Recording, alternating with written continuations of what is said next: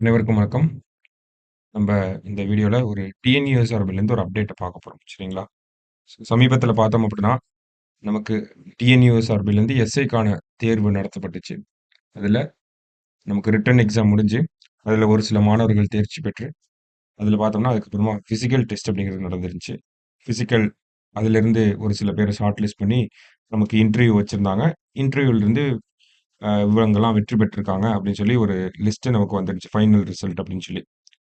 இப்போ அதுக்கப்புறமா பார்த்தோம் அப்டின்னா, நமக்கு மெட்ராஸ் உயர்நீதிமன்றத்தில ஒரு வழக்கு போடப்பட்டிருந்துச்சு. இடஒதுக்கீடு சரியான முறையில பின்பற்றப்படல அப்டின்னு சொல்லி. ஸோ அந்த ஒரு வழக்கு அந்த உத்தரவின் பேர்ல உயர்நீதிமன்றம் குடுத்த அந்த உத்தரவின் பேரில் மறுபடியும் பார்த்தோம் அப்டின்னா, டிஎன்யூஎஸ் சார்பிலிருந்து ஒரு provisional selection list of additional open candidates அப்டின்னு சொல்லி ஒரு லிஸ்ட்ட வந்து நமக்கு குடுத்திருக்காங்க. ஸோ இந்த லிஸ்ட்ட பொறுத்தவரைக்கும் பார்த்தோம்னா, செட் ஆஃப் ரிஜிஸ்டர் நம்பர்ஸ் குடுத்திருக்காங்க இல்லையா? ஸோ ஆல்மோஸ்ட் பார்த்தோம்னா ஒரு 4 பேஜ் 3 பேஜ் கிட்ட இருக்கு. சரிங்களா?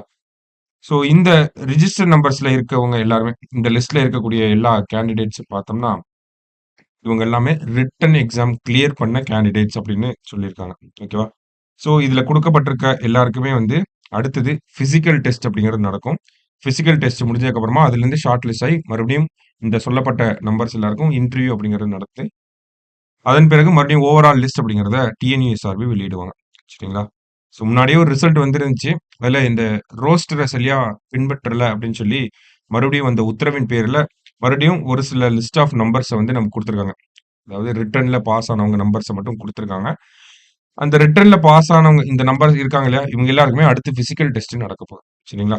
ஸோ எப்ப நடக்கும்? எப்போ? என்ன? ஏது? அப்படிங்கிறதெல்லாம் பின்னர் அறிவிப்பாங்க. ஸோ இப்போதைக்கு இவங்கலாம் செலக்ட் ஆயிருக்காங்க பிசிக்கலுக்கு அப்படிங்கிற ஒரு தகவல் நமக்கு வந்திருக்கு. சரிங்களா? ஸோ அந்த ஒரு அப்டேட்ட சொல்றதுக்காக தான் நம்ம வந்தோம். ஸோ மறுபடியும் புரொவிஷனல் லிஸ்ட்ல வந்த எல்லாருக்குமே ஒரு வாழ்த்துக்களை சொல்லிக்கிறோம்.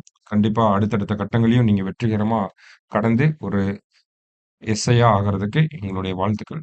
நன்றி, வணக்கம்.